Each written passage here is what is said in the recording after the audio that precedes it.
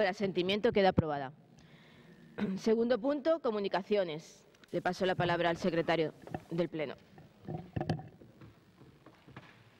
Sí, gracias.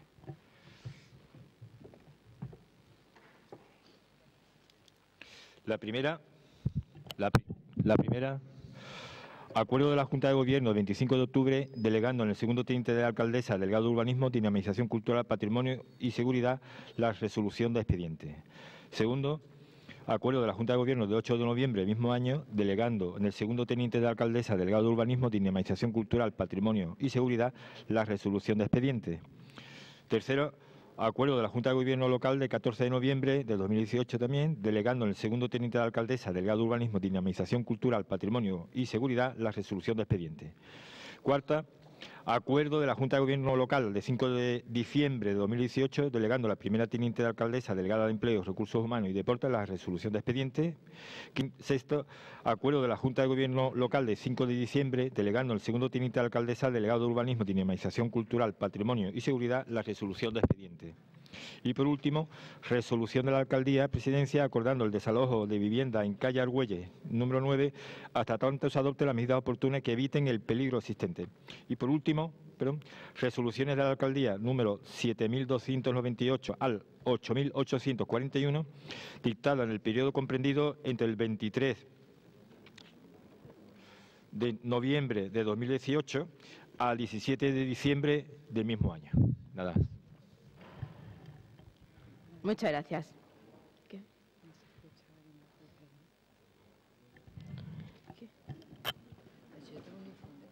Sí. Vamos a pasar ahora a los puntos 3 y 4. Lo vamos a debatir conjuntamente, ¿vale? Para su defensa tiene la palabra el señor Galván.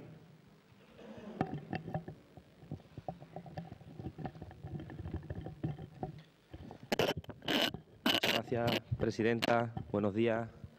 Lo primero me gustaría explicar la votación, ya que se ha decidido además votar de forma conjunta los dos puntos. Y me gustaría explicar la votación porque en el punto tercero, en la ordenanza reguladora de la prestación patrimonial pública no tributaria derivada de la prestación de servicio de abastecimiento de agua en baja, vamos a votar los dos apartados por separado. Por un lado, el apartado A, que implica la subida exclusiva del IPC, y por otro lado, el apartado B, que implica la subida del consorcio. Y posteriormente una tercera votación con la ordenanza, la cuarta, alcantarillado y depuración, que como sabéis es exclusivamente el IPC. Así que aclarados los tres bloques. Primer bloque, solo IPC, agua en baja. Segundo bloque, consorcio. Y tercer bloque, alcantarillado, solo y exclusivamente IPC. Lo primero que me gustaría destacar es que estamos aquí una vez más en base al cumplimiento del contrato de 2012, en base a los pliegos de condiciones y en base al contrato que nos obliga precisamente a volver a traer aquí pues la aplicación de la revisión tanto del IPC como de la subida del agua en alta. Y eso no solo lo digo yo como proponente o lo dice el Gobierno municipal, sino que lo dicen todos los informes que hay en el expediente. Lo dice claramente el informe económico del director de servicios de este ayuntamiento, cita taxativamente la cláusula 3.5, donde el ayuntamiento tiene que restablecer el equilibrio económico en el caso del incremento del IPC interanual o en el caso que nos trae ahora la subida del agua en alta del consorcio. Lo dice también el informe de intervención en sus conclusiones, claramente, cuando se hace constar especialmente que los incrementos de las tasas correspondientes a alcantarillado y depuración y abastecimiento de agua son obligadas a realización por el ayuntamiento por las obligaciones adquiridas en el pliego de cláusulas administrativas particulares que regió la licitación. Lo dice también en su informe con las conclusiones del propio expediente, y también lo dice el Consejo Social de la ciudad, por cierto, con un informe favorable. En sus conclusiones habla además por imperativo legal. Dicho esto, para contextualizar la situación que nos trae. Con esa misma situación y obligados por el contrato, el Gobierno, en el caso de la subida del agua en alta, y para evitar que paguen todos los jerezanos, hemos buscado que se repercuta directamente en aquellos que más consumen, y la subida irá únicamente en el bloque 3. Estamos hablando de unidades familiares con un consumo muy elevado al mes, más de 3.000 litros de de agua, familias pues, con piscinas o con zonas ajardinadas, que son las únicas que se verían afectadas con esta pequeña subida que se trae, insisto, obligados por las condiciones particulares del Pleno. Y evitamos pues, lo que ha sucedido este año, que por no haber aprobado la subida hemos tenido que indemnizar a la concesionaria de los presupuestos municipales y ha salido pues, de las arcas públicas que hemos pagado todos y todas las jerezanas. Así que con ese movimiento tratamos de evitar que eso suceda. Y por último, me gustaría destacar el informe de consecuencias económicas negativas que conllevaría el rechazo de la aprobación de la ordenanza, tanto el informe del director económico como el informe del interventor municipal, que alertan de las graves consecuencias en materia económica que derivaría la no aprobación de las ordenanzas. Igualmente se incorpora un informe de responsabilidad del señor secretario municipal sobre también la no aprobación de las ordenanzas en este pleno. Muchas gracias. Muchas gracias. Señor Ruiz Verdejo. Sí, muchas gracias, señora presidenta. Déjenme decirles antes que nada y contarles una historia, ¿vale?, que ocurrió justo después de privatizar el agua de todos los jerezanos. El PP, con mayoría absoluta, perpetró una infamia contra los vecinos de La Gela que apostaron por la gestión pública o que pensaban apostar por la gestión pública del servicio. Aprobó unas tasas de agua en alta que suponían el doble de lo que le paga este ayuntamiento al consorcio por el agua, el doble.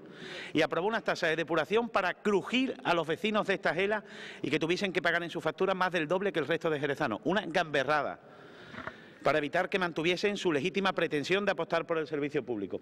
Han pasado 4 años, 3 lleva este Gobierno al frente del Ayuntamiento. ¿Saben que es cierto esto que les estoy diciendo? Llevamos años insistiendo en la necesidad de modificar aquellas tasas, manteniendo reuniones interminables para convencerle.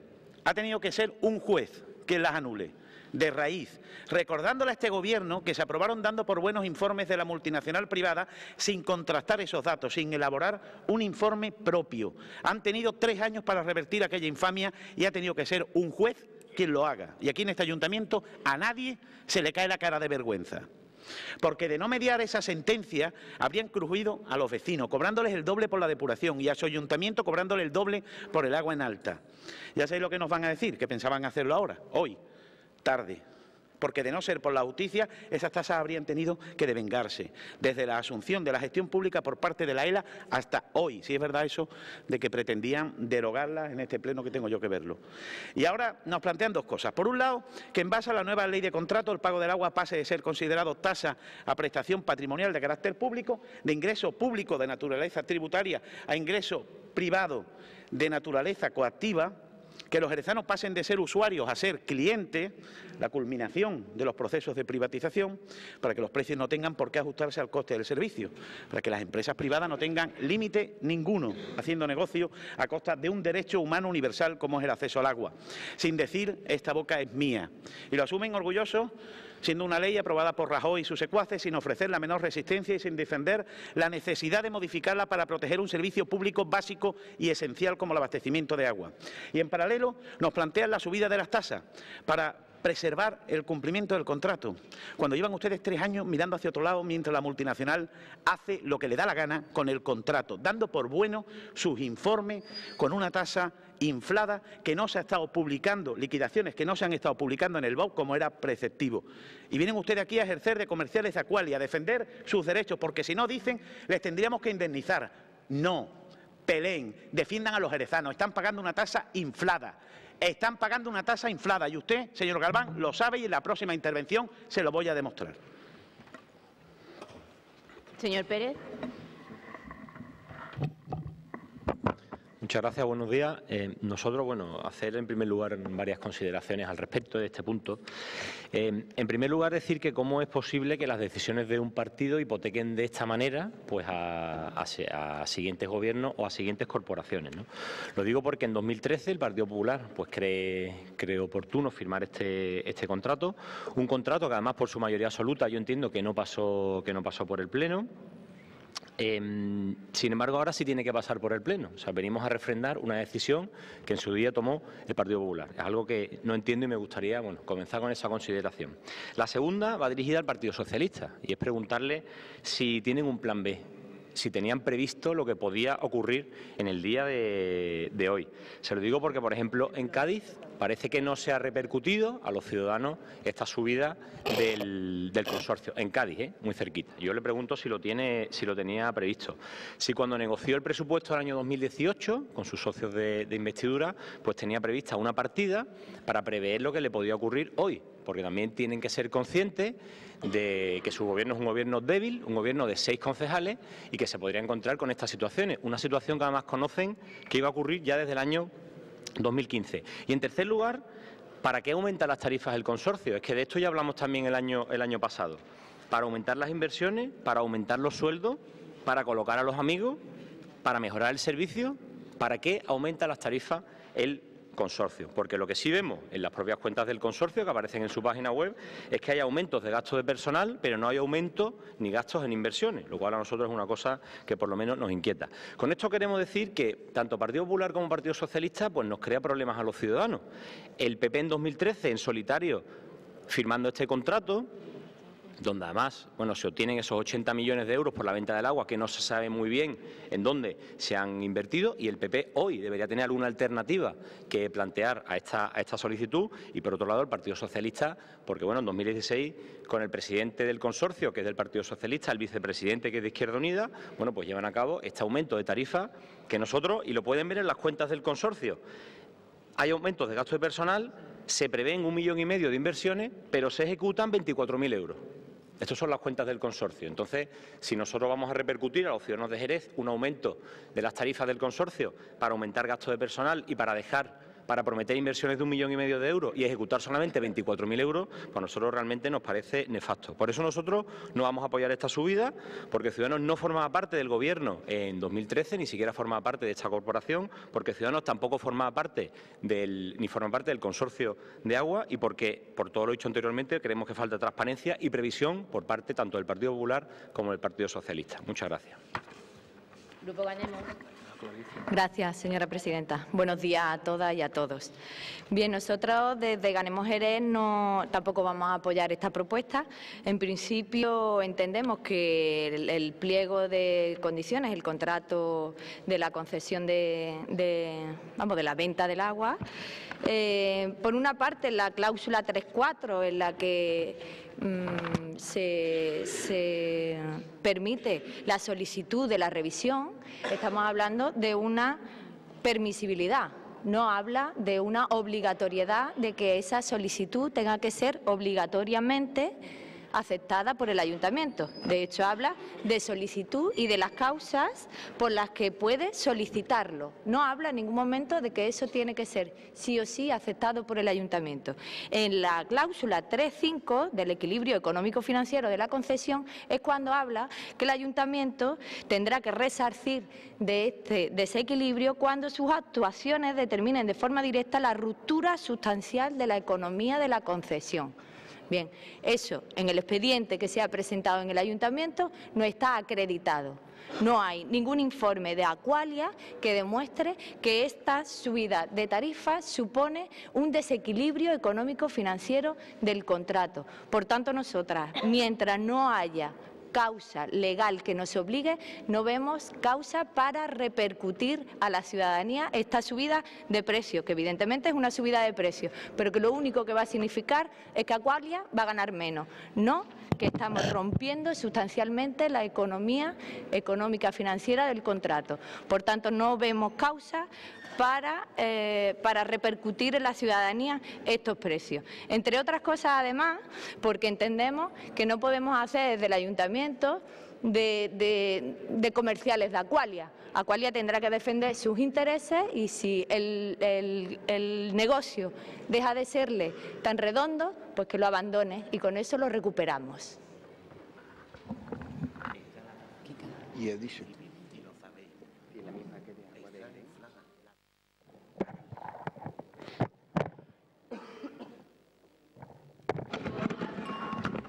Sí. ¿O si dicen algo? Sí, no se oye. ¿Ya? Bueno, buenos días, gracias. Por responder a una cosa que ha dicho el señor Pérez, que si la concesión había ido a pleno, evidentemente fue a pleno y no hace falta ni buscar el expediente. Si usted se mete en Google lo encuentra fácilmente. Y también ha preguntado que dónde han ido ese dinero. Más de 70 millones fueron a pagar la deuda del Partido Socialista, ese con el que ahora ustedes vuelven a tener la tentación de pactar en Andalucía. Hoy el Partido Socialista trae aquí algo que ya pidió el Partido Popular el pleno municipal del pasado año, en el que le solicitamos que se separara tanto la subida del IPC como la subida del consorcio. Hace un año lo solicitamos y el Partido Socialista, con su soberbia habitual, pues no lo admitió, no lo aceptó y hoy estamos en la situación en la que estamos. No estamos de acuerdo con la subida del consorcio. Hoy por fin se habla de la subida del consorcio, pero a lo largo de todo este tiempo se ha tratado de ocultar a la opinión pública y ahí están todos los recortes de prensa en el que en ningún momento se habla de la subida del consorcio. ¿Por qué? Porque la subida del consorcio no va a redundar en los beneficios para los jerezanos, en los beneficios para los vecinos de Jerez, puesto que no va a repercutir una mejora de las inversiones para Jerez. Al contrario, van a disminuir y va a aumentar los gastos en sueldo. Los sueldos de personas del Partido Socialista y nosotros eso, el Partido Popular, no lo podemos apoyar ni estamos de acuerdo. Tampoco estamos de acuerdo en la forma que se han empleado. En primer lugar, como he dicho anteriormente, esa soberbia de no haber separado en 2 puntos en el pasado pleno municipal la subida del IPC y la subida del consorcio, esa postura de soberbia es la que nos ha traído a la situación actual en la que estamos y después lo que vimos en el pasado pleno municipal, donde al no contar con el apoyo de los grupos, el Partido Socialista decidió retirar este punto para que viniera un informe en el que, una vez más, tratara de amedrentar a los concejales de esta corporación. Ya sabemos que amedrentan a medios de comunicación, pero también a los concejales de esta corporación. Nosotros vamos a decir lo mismo ayer y hoy. No somos como otras personas que van cambiando de chaqueta como las chaquetas reversibles. Dependiendo del tiempo que haga, me pongo una chaqueta o me pongo otra. Nosotros vamos a seguir con la misma opinión. No estamos de acuerdo con la subida del consorcio y con respecto al IPC no estamos de acuerdo con las formas que se han empleado. Muchas gracias.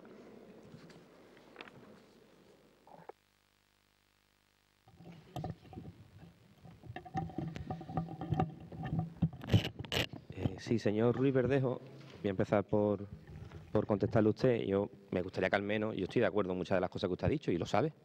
Usted ha estado reunido conmigo viendo precisamente este tema y usted podría reconocer perfectamente como este delegado.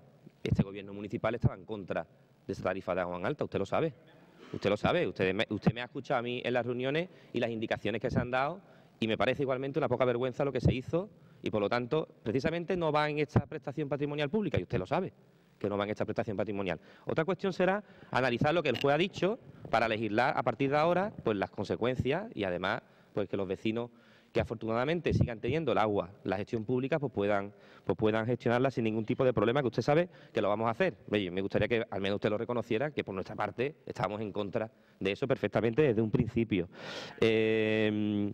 La ley de contrato obliga, señor Verdejo, obliga a pasarlo a una prestación patrimonial pública, que tampoco es una cuestión que nosotros traemos aquí porque hayamos decidido levantarnos por la mañana y decir vamos a llevar la modificación de la ordenanza para que sea una prestación patrimonial.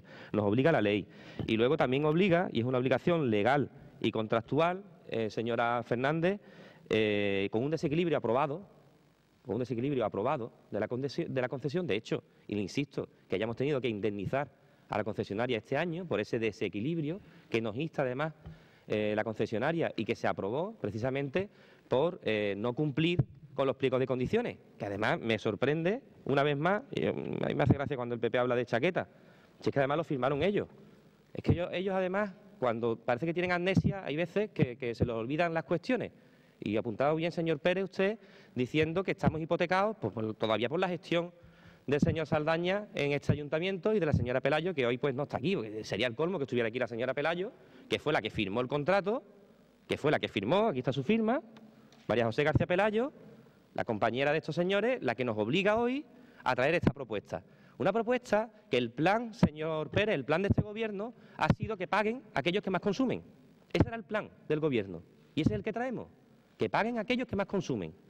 Obligado por el Partido Popular a traer la subida del IPC y la subida del agua en alta. Ese es el plan, señor Pérez, esa es la diferencia. Entonces, no nos mete usted en el mismo saco de personas que comprometen el ayuntamiento por 25 años, que dilapidan 80 millones de euros y que nos obligan en las condiciones a traer la subida del IPC y la subida del agua en alta. Yo, de verdad, a mí me parece alucinante la moral y la catadura moral de los señores del PP hoy en decir que no votan aquello que firmaron, cuando además están obligando a este ayuntamiento. Y nosotros, como gobierno responsable, pues estamos obligados a traer las consecuencias derivadas de un contrato que ellos firmaron. Por supuesto, señor de Izquierda Unida, que nos gustaría revertir la situación.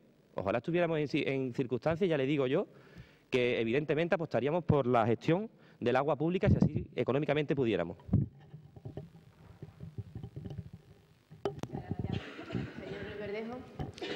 Permítame, señor Galván, que eso último que usted ha dicho lo dude.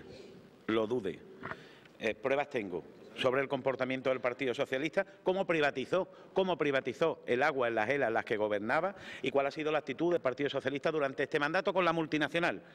Déjeme que lo dude. Hasta ahora estábamos hablando de una tasa, ¿no? Coincidimos en que estábamos hablando de una tasa, era una tasa lo que estábamos pagando. Si ahora nos proponen que sea prestación pública patrimonial, es que hasta ahora era una tasa.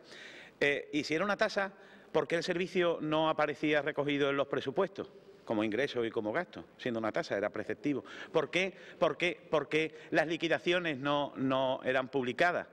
Las liquidaciones. No hemos tenido ningún control sobre la multinacional. Ahora déjenme que les diga una cosa.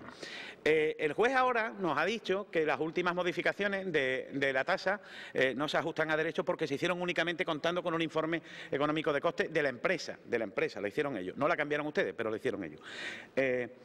Únicamente con un informe económico de costes de la empresa. Vale, las tasas que tenemos, que tienen que ajustarse al coste real del servicio, se hacen en base a cálculo de la empresa.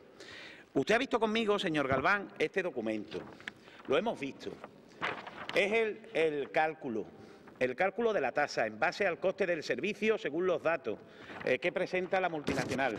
Y usted sabe igual que yo, porque en esa reunión usted también estaba, que el director económico nos asegura que ha encontrado, en una primera inspección, que ha encontrado como un mismo concepto nos lo repercute dos veces. ¿Cómo un mismo concepto nos lo repercute dos veces? Que es el coste de la red de Tempul. Nos lo repercute dos veces. Y eso lo han estado pagando los jerezanos.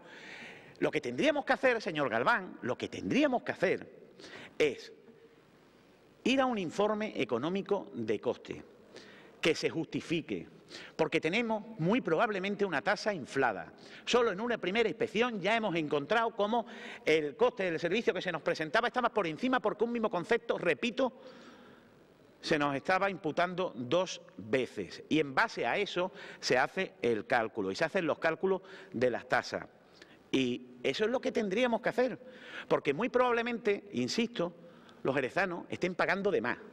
Y cuando la multinacional venga usted a decirle que por qué no ha actualizado el IPC y el precio del consorcio, le dice usted que nos explique cómo el coste de la red de Tempul cuesta más que los cientos de kilómetros de la red del consorcio. Que nos lo explique a nosotros Aqualia, que nos lo explique. Y a partir de ahí lo vemos. Dicho esto, nosotros el año pasado cuando se nos presentó esta misma propuesta votamos no. En esta vamos a votar, si son 3 veces, vamos a votar no, no y no. ¿Vale? Y si la traen el año que viene vamos a votarlo otra vez que no. Porque queremos el informe económico de coste y queremos el informe que justifique verdaderamente el desequilibrio financiero.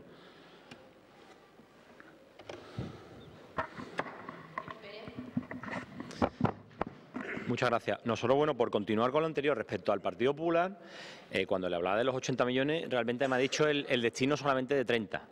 Y luego le comentaba también que el Partido Popular debería explicar una alternativa, porque este contrato lo ha firmado el Partido Popular, hay que explicárselo a todos los jerezanos. Es decir, el compromiso lo adquiere el Partido Popular en el año 2013 y ahora 5 años después, para cumplir el contrato que firma el Partido Popular, pues resulta que se niega y además sin ningún tipo de alternativa.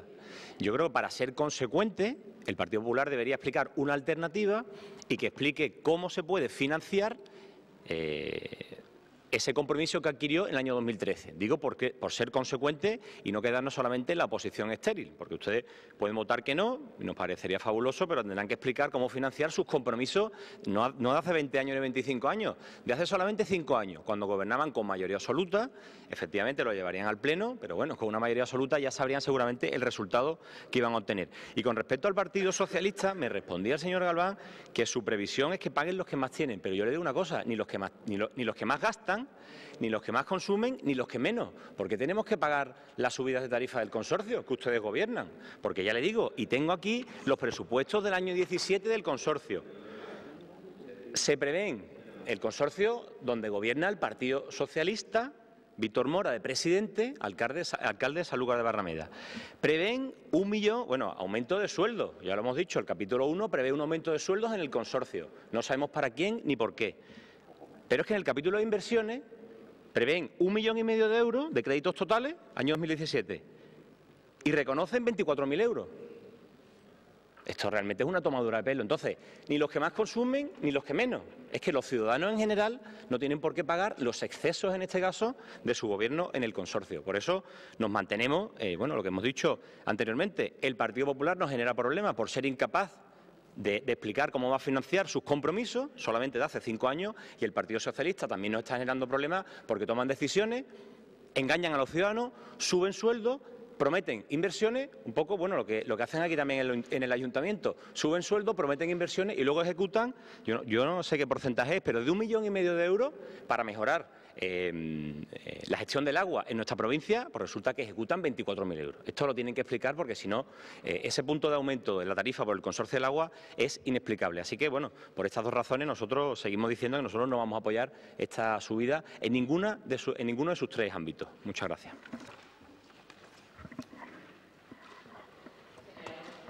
Sí, gracias. Buenos días a todas y a todos. Primero decir que es un despropósito total y absoluto vernos otra vez con este tema aquí en el Pleno, debido a la mala gestión de los gobiernos anteriores, en este caso del gobierno del PP, que vendió lo que era de todos y de todas las jerezanas y jerezanos. Hoy nos vemos una vez más aquí. Vamos a poner los pies un poquito en la tierra. Y aquí tenemos, sabéis todos y todas, que el registro mercantil es público, ¿verdad? Y aquí están las cuentas de Aqualia desde el 2015 hasta el 17. Resultado del ejercicio en el 2015, 886.640 euros. En el 16, 1.357.000 euros. En el 17, 2.260.755 euros. ¿Me queréis explicar, por favor, dónde está el desequilibrio económico de Aqualia? Esto hay que sumarle también que a través de préstamos vinculados, que son los préstamos que valga la redundancia, se conceden o se prestan entre empresas hermanas o empresas del grupo, resulta que nada más que en gastos de intereses hay 5 millones de euros. 5 millones de euros que harían este beneficio mayor.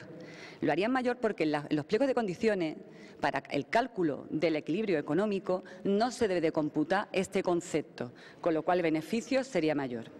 Esto por un lado. Después, por otro lado, habría que ver la necesidad de ese préstamo y el tipo de interés de mercado.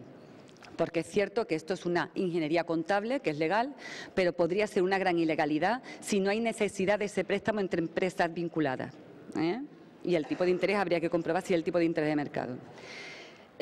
Por otro lado, le pido al Gobierno que peleen, porque en el informe económico que nos dais, nos hacéis responsables de hacer frente a un déficit que supera los 2 millones de euros, que no deberíamos de pagar ni enfrentar, y más un ayuntamiento como el de Jerez de la Frontera, que está intervenido, que tiene un plan de ajuste y que se vería totalmente mermado los presupuestos en esa misma cuantía. No me parece de ley.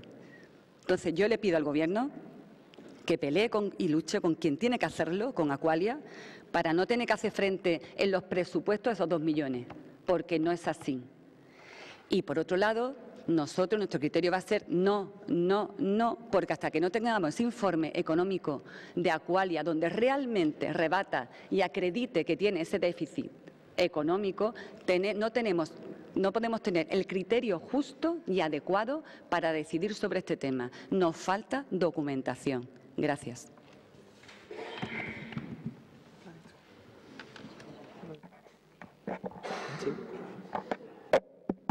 Sí, gracias.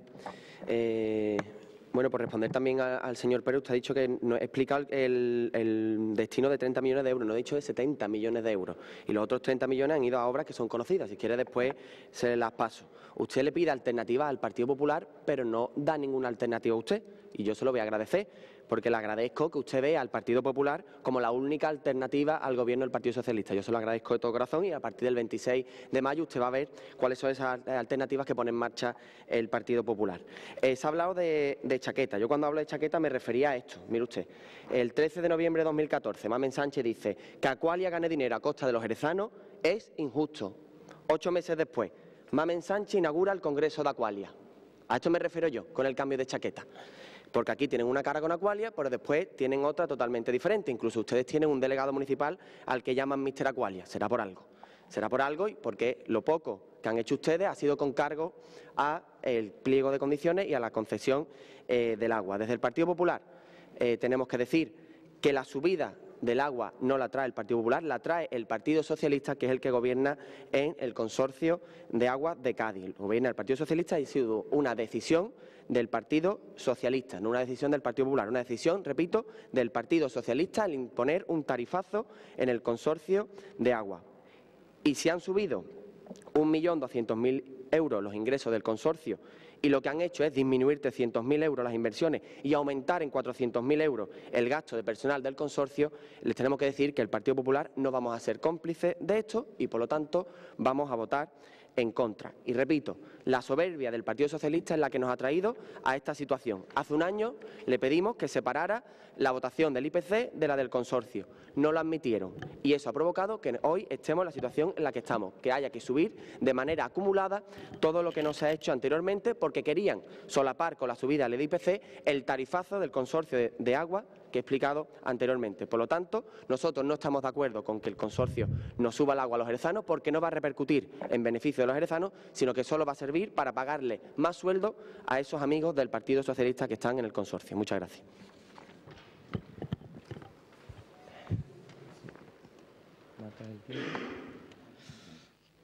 Sí, qué susto, señor Espinar, me he llevado cuando usted ha dicho que el Partido Socialista, o sea, es que me lleva un susto cuando ha dicho que el Partido Socialista trae la subida. Ahora me entero yo que María José García Pelayo era alcaldesa del PSOE.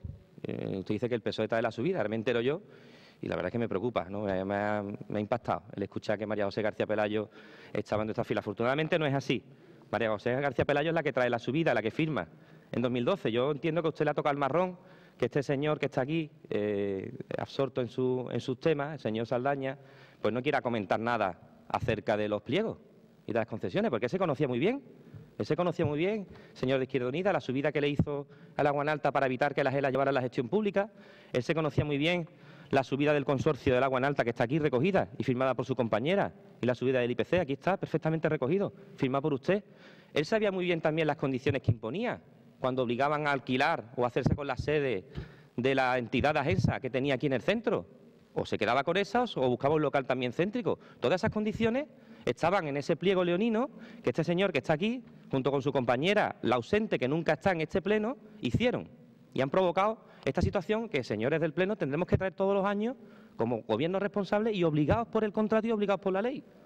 Y estaremos en contra, evidentemente, de esta subida y por eso hemos buscado la solución que minimice los daños que pueda tener en la ciudadanía, señor Pérez, no en aquellos que más ganan, sino en aquellos que más consumen. Esa es la estrategia, aquellos que más consumen. Y el consorcio, usted lo sabe, texto íntegro, completado en el apartado B, la votación propia del consorcio, cuando habla del agua en alta del consorcio de la zona ganitada, de acuerdo con los pliegos del contrato de concesión, señor Pérez, no de acuerdo al PSOE, de acuerdo a los pliegos de concesión y al contrato de concesión que firmó el PP y firmó la señora Pelayo. El informe económico, señores de Ganemos, está en el expediente. Hay un informe económico de este ayuntamiento. No tiene que haber un informe de Aqualia económico. Hay un informe donde se aclaran las consecuencias económicas y el desequilibrio económico que produce. Y no diga usted que no peleamos, lo peleamos. Perdemos, hemos tenido que pagar con los impuestos. Y fíjense si peleamos. Y pueden ustedes preguntar la inspección que le hemos hecho nosotros a Aqualia. Pueden ustedes preguntarla. La pueden preguntar. Y lo pueden preguntar a ellos directamente. Y usted lo sabe.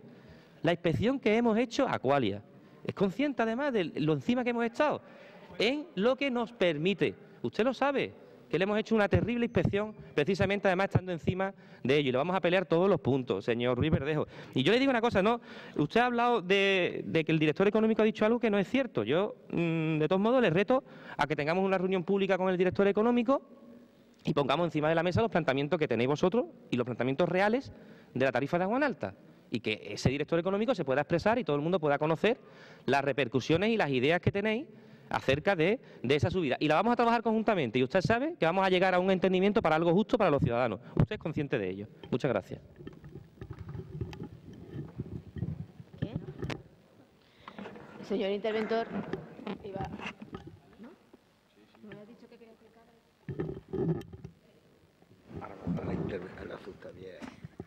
Gracias.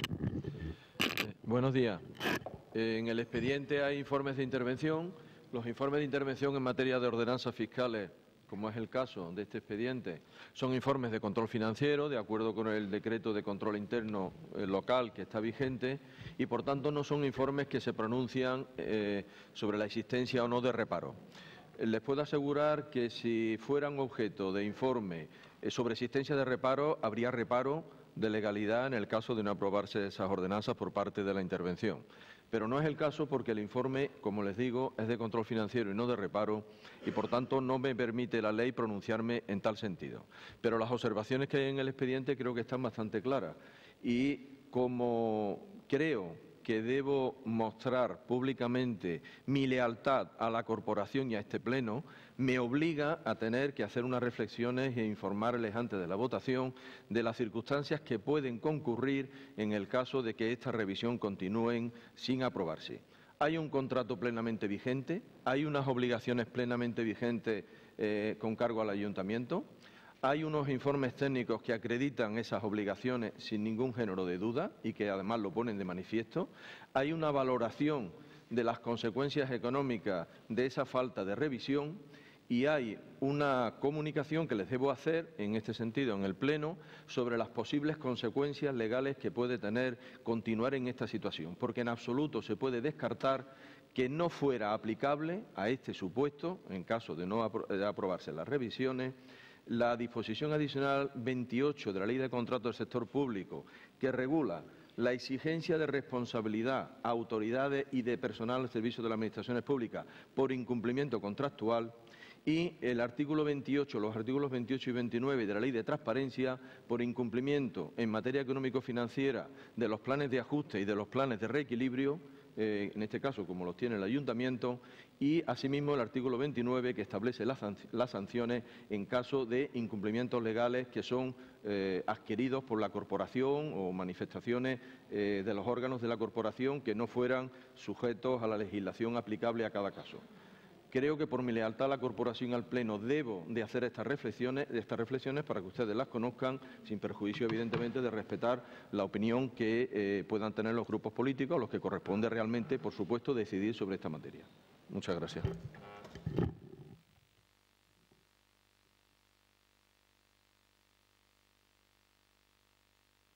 ¿Tenía el micrófono cerrado o lo has cerrado ahora? No. Vale. Estaba cerrado. Muchas gracias. Que tenía el micrófono cerrado. No sé si se ha escuchado o no. ¿No se ha escuchado? Ah, vale, vale. Lo tengo que hacer, vale. Vale. Bueno, pasamos a la votación. Primero del punto 3. La ordenanza reguladora de la prestación patrimonial pública no tributaria derivada de la prestación del servicio de abastecimiento de agua en baja. Hay dos votaciones. Perdón, estoy dirigiendo yo el pleno, ¿vale? Punto 3, hay dos votaciones. No.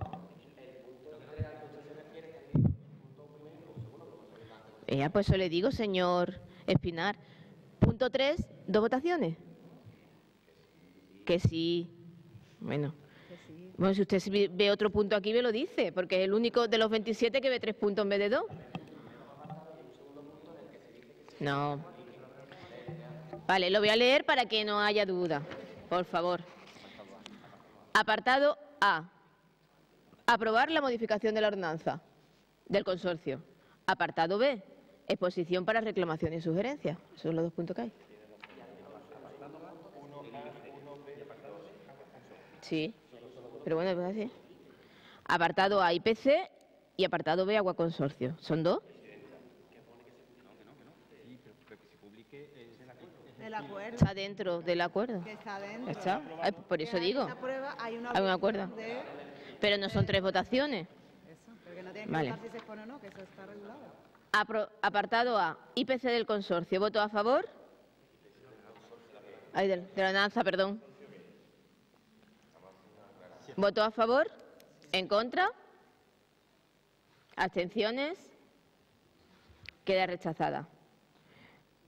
Punto B. La subida del consorcio. ¿Voto a favor? ¿En contra? ¿Abstenciones? Queda rechazada. Y el punto número 4, que es la ordenanza reguladora de la prestación patrimonial pública no contributaria derivada de la prestación del servicio alcantarillado y depuración. Solo es una votación. Solo la subida del IPC. ¿Voto a favor? ¿En contra? ¿Abstenciones? Queda rechazada. Pasamos al punto número 5. Proposición del Grupo Municipal Ganemos Jerez relativa al proyecto de ley de crédito hipotecarios. Presidenta. Bien, esta propuesta ya la trajimos en otra ocasión. Se trata de la reforma de la ley hipotecaria que obliga, como en todas las materias hipotecarias, obliga el Tribunal Europeo, el Tribunal de Justicia Europeo es el que viene obligando a la legislación española y al Estado español a legislar y, bajo amenaza de sanción, obliga a reformar la ley hipotecaria. Ya hicimos un llamamiento a los grupos del Congreso de los Diputados y de las Diputadas para que tomaran en serio esta reforma de la ley hipotecaria, de manera que pudiéramos de una vez por todas legislar en condiciones y poner freno a toda la problemática que se viene generando a raíz de las hipotecas y de sus ejecuciones. Bien, pues una de las propuestas que está encima de la mesa del proyecto de ley es elevar a 12 cuotas el vencimiento anticipado de la hipoteca. Voy a intentar explicar lo que es esto. Esto significa que cuando tú firmas la hipoteca, tú firmas que vas a pagar una cuota mensual durante entre 20 y 30 años, son cientos de cuotas. Pero hay una cláusula en la que dice que en el momento que dejes de pagar una de las cuotas, el banco podrá ejecutarte el total de la hipoteca. Es decir, tú le debes al banco tu cuota de 400 euros, sin embargo, si dejas de pagar esos 400 euros, el banco puede exigirte los 120.000 euros de tu hipoteca.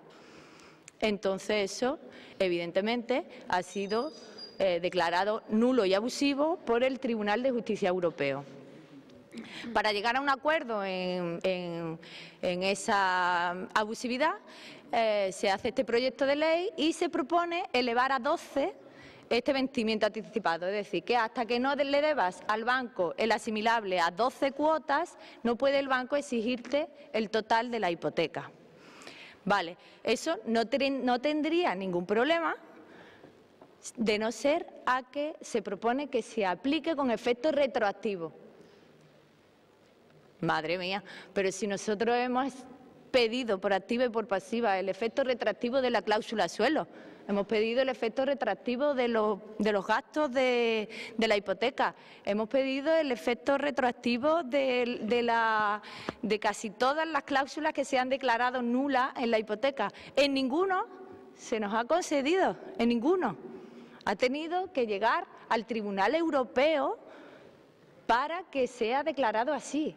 Entonces, ¿cómo es que ahora llega el Estado español y dice que el efecto retroactivo para el vencimiento anticipado? ¿Qué ha pasado? Claro, ha pasado que es que si ahora mismo que está declarada nula esa cláusula, todas las ejecuciones hipotecarias se han parado en los juzgados, porque ha llegado Europa, ha dicho que eso es nulo y hemos solicitado en los juzgados la paralización y se han parado. Ahora resulta que los bancos están paralizados con las ejecuciones y eso no lo puede permitir el Estado español porque la banca siempre gana. Entonces, hay que inventar algo para hacer que la banca pueda seguir ejecutando esas hipotecas. Entonces, ¿qué ha pasado? Pues le ponemos el efecto retroactivo. Y ahora lo que tú tenías paralizado, ya no lo vas a paralizar, porque ya debes más de 12 cuotas. Y entonces ya, vía libre, ya los bancos pueden seguir ejecutando las hipotecas. Es decir, nos enfrentamos ahora a una ola de desahucios que no tiene nada que ver con la que ya hemos sufrido. Va a ser como el triple de lo que ya hemos sufrido, por un efecto retroactivo que es impresionante que no hayamos conseguido antes con una cláusula que era más que claramente abusiva, que era la cláusula suelo, de la que se han beneficiado los bancos de muchísimo dinero, y ahora resulta que ahora sí el efecto retroactivo. Entonces, presentamos esta propuesta solicitando al Congreso de los Diputados y de las Diputadas que nos apoyen el aplicar el efecto retroactivo a esta propuesta. ¿Se ha entendido? Sí. Vale.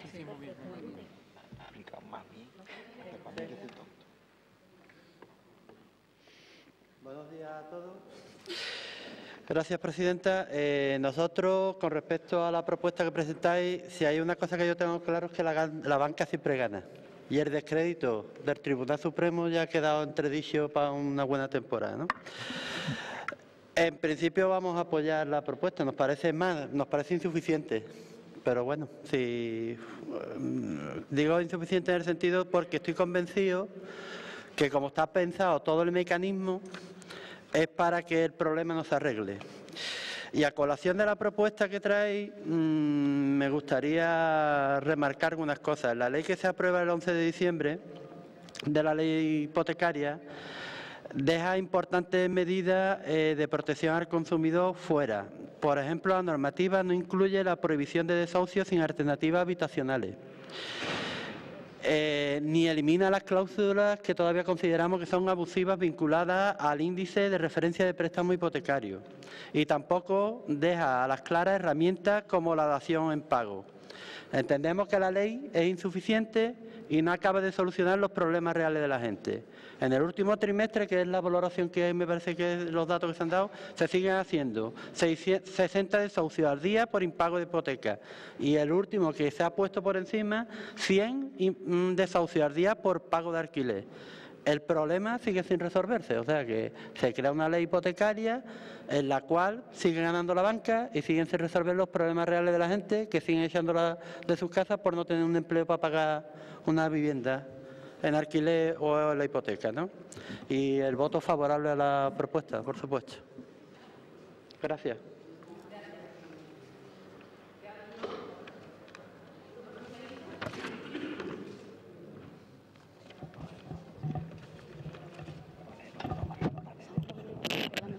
Sí, brevemente. Nosotros vamos a apoyar también esta propuesta.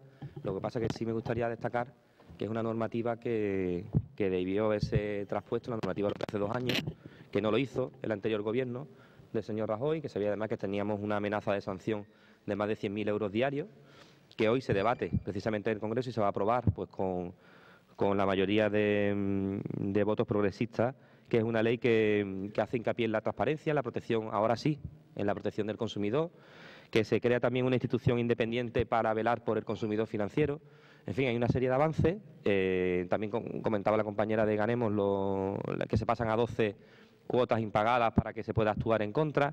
Y bueno, igual que nos ha hecho, ¿verdad?, con otras leyes que no han sido retroactivas, precisamente por beneficiar a entidades financieras, pues aquí entendemos exactamente igual que hay que mirar por el consumidor, por el usuario, y nos parece bien que no se proceda con carácter retroactivo para evitar precisamente, quiero haber leído en la exposición de motivos, como una tercera ola de desahucio, que realmente es lo que se puede producir, ¿no? Y nos parece bien que se legisle con esa garantía. Creo que es importante el trabajo que ha hecho el Partido Socialista en Madrid, apoyado también por otros grupos progresistas en el Congreso, y esperamos, por lo tanto, que no se aplique, como decimos, esa retroactividad para perjudicar lo menos posible a los ciudadanos. Sí, buenos días, señora presidenta. Bueno, me he quedado totalmente desubicada con las declaraciones que ha hecho el señor Galván. Precisamente estamos en contra de lo que se ha hecho y en la propuesta que trae el Grupo Ganemos lo que ha hecho hasta el momento el Partido Socialista en el Gobierno, apoyado por las distintas fuerzas.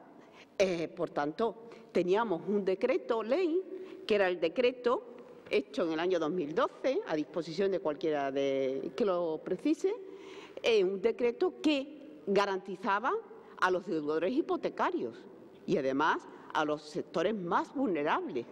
Ese decreto permite, y la dación en pago estaba regulado en otras normativas. Por tanto, yo entiendo que vamos a ir en contra de la normativa que realmente garantizaba a los deudores hipotecarios su protección. No entiendo el sentido de esta propuesta y además nos lo traen cuando, sí, parece que, mire, la propuesta que ustedes presentan es un galimatías. ¿Por qué? Porque no nos dice nada en concreto, solamente nos dice la retroactividad, pero no hacen referencia a normativa a la que tendríamos que tener conocimiento de ella, porque es que se desconoce totalmente, de acuerdo con la propuesta que ustedes presentan, y además nos la traen cuando se aprueba dicha normativa. Como comprenderá, no parece que sea del Grupo Ganemos, ni de su ideario político, como nos han venido defendiendo hasta ahora. Participación, ¿dónde está la participación? Si nos la traen en el último momento, justamente cuando se va a aprobar dicha normativa, que por los 12 meses. Bueno, ¿y dónde están las garantías que ofrecía a los deudores hipotecarios el decreto de 2012? ¿Cómo? No lo puedo entender. A ver si me lo aclara mejor que la propuesta que trae, porque la propuesta que trae no nos dice nada, nos habla de la banca, pero bueno, vamos a ver. Cláusulas abusivas, por supuesto que sí, y se han ganado muchísimas gracias a los procedimientos nuevos que se han establecido, pero es menos mal que no fuimos rescatados como en Grecia, señora González, yo les rogaría menos mal que no fuimos rescatados como Grecia, la banca, porque entonces los pequeños deudores, los pensionistas, todos los pequeños ahorradores, estoy hablando de pequeños, hubiéramos caído en la crisis económica que el Gobierno socialista se trató de tapar durante tantos años. Quizá si se hubiera puesto solución antes, cuando nos dimos cuenta de que nos había llegado la crisis, probablemente tendríamos otras soluciones encima de la mesa. Pero esto no lo dice solo el Grupo Popular, esto lo dicen todos los analistas económicos que dicen que fue la mejor medida que se pudo tomar en aquel momento. Hubiéramos caído en la crisis económica, no sé usted en qué país vive, pero desde luego las familias desahuciadas que están en la calle buscando una vivienda donde vivir, más crisis que esa, no pueden estar viviendo. No, señora Paredes, si ese decreto, madre de Dios, si ese decreto de 2012 hubiera servido para proteger a las familias, dígame usted. Pregúntele a la señora Collado y usted que estaba en servicios sociales, dígame usted, ¿por qué venían las familias pidiendo vivienda? ¿Por qué? ¿Cuál es la causa? Si tenían un decreto que les protegía. Hombre, por favor, señora Paredes, usted sabe, y usted lo sabe, no haga aquí el papel y el papelón, porque vaya papelón, la familia que le tengan que estar escuchando, el papelón de decir que ese decreto ha protegido a los consumidores y a las familias. Primera cuestión, ese decreto solo protege a algunas familias que tienen unas rentas determinadas y la dación en pago no es lo que estamos aquí hablando. Estamos hablando de proteger a cualquier persona frente a un banco. Cualquier persona, tenga la renta que tenga hijos menores o no tenga hijos menores, tenga esposa o esposo, o sea quien sea. Es decir, estamos hablando de que la legislación ponga en igualdad de condiciones a un usuario o usuaria y a la banca, y que no esté siempre la banca por encima de la persona a la que le está firmando la hipoteca y a la que está poniendo en manos del banco su vida económica, la suya y la de su familia. Eso es lo que habría que equilibrar y es lo que llevamos años años intentando equilibrar a nivel legislativo. Y vosotros, del Partido Popular, lleváis años legislando a favor de la banca, legislando a favor de la banca, claramente. Le vuelvo a repetir, si no, salgamos a la calle, veamos las familias dónde viven, dónde están, cuántas familias hay y en las condiciones en las que viven, y veamos si es que la ley las ha protegido, sobre todo ese decreto. Desde luego, sin ese decreto hubiera habido mucho más desahucio, eso por supuesto, pero que desde luego que me diga usted que no sabe cuál es la normativa de la que le estoy hablando, pues un proyecto de ley de su partido. Es un proyecto de ley de su partido en el Congreso de los Diputados. Si usted no sabe de qué estoy hablando, léaselo, porque es la ley, se lo estamos diciendo, y lleva presentada y lleva en la mesa del Congreso de los Diputados un año. Y la votación ha sido aplazada precisamente porque todo el movimiento de las personas desprotegidas que se han movido, que han ido al Congreso, que han sido recibidas y que al exponer todas sus preocupaciones han provocado muchísimas enmiendas a la ley. Entonces la votación se había propuesto aplazarla.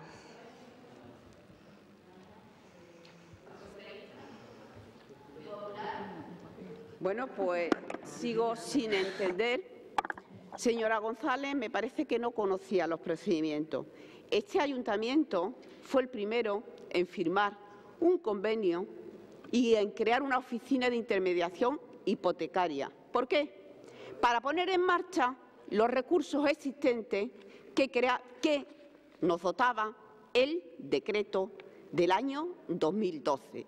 A través de esa oficina de intervención hipotecaria, más el convenio firmado con el Colegio de Abogados, dotábamos a todos los agentes implicados en la paralización de los lanzamientos y con el conocimiento de la población, porque mucha de la población que era atendida llegaba tarde. ¿Por qué? Porque había un desconocimiento profundo de los recursos existentes. Y para eso se movilizó el sistema de servicios sociales públicos en coordinación con el sistema público-privado para poder dar las respuestas acertadas en ese momento. Pero es más, señora González, fue con carácter retroactivo, porque el Gobierno socialista en el año 2008 fueron el mayor número de porcentajes de desahucios, mientras que a raíz de este decreto el juez, en función de un informe que se elaboraba por parte de los servicios sociales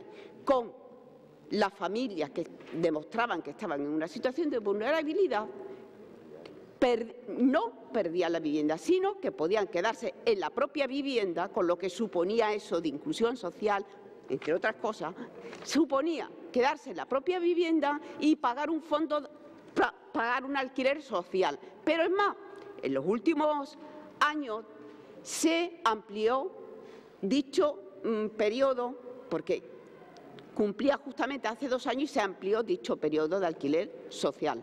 Pero es más, se ampliaba a su vez el Fondo Social de Vivienda. Fondo Social de Vivienda que las responsabilidades es de este Gobierno. ¿Por qué? Porque no lo ha ampliado a esta ciudad. Ni ninguno de los grupos, parece que no les importan los problemas de los jerezanos, ninguno de los grupos ha exigido al Gobierno de Mamen Sánchez, al Gobierno socialista de esta ciudad, a los problemas que tienen los jerezanos, no les buscamos soluciones los grupos políticos que deberíamos defender los intereses de los jerezanos. Y, por tanto, no hemos exigido que aquí se lleve a cabo la ampliación del Fondo Social de Vivienda. Ya son 9.000 y pico de viviendas las entregadas en el resto del territorio español. Aquí, a fecha de hoy, no sabemos nada. No, señora Collado, usted ha desconocido el tema, no se ha preocupado del tema. Se lo he dicho, hay una plata. No se ría, encima no se ría. Pues mire usted, si no está en el debate, pues creo que el tema es muy serio para que la señora Collado, como suele ser habitual, se ría, no sé de qué, del tema que se está hablando. No procede, no me la defienda porque es que no procede. Totalmente. Entonces, y no me interrumpa, se lo rogaría, porque después de su primera intervención, la verdad es que los intereses de los jerezanos y jerezanas están han quedado, realmente no responden, los desprotegen continuamente con medidas que se llevan a cabo con un desconocimiento real de la respuesta que tiene el sistema público para poder dar cobertura a las necesidades reales que tiene la población. Y eso parece ser que no les importa. Nos hablan de la banca, pero bueno, ¿cómo podemos solucionar el problema real que tienen estos jerzanos? Paredes, a ver, está claro que no lo ha entendido usted. Estamos hablando de un equilibrio en un contrato de hipoteca para proteger a todos los consumidores y las consumidoras. No estamos hablando solo de las personas que se encuentran en vulnerabilidad social, no estamos hablando solo de las personas que tienen un informe social.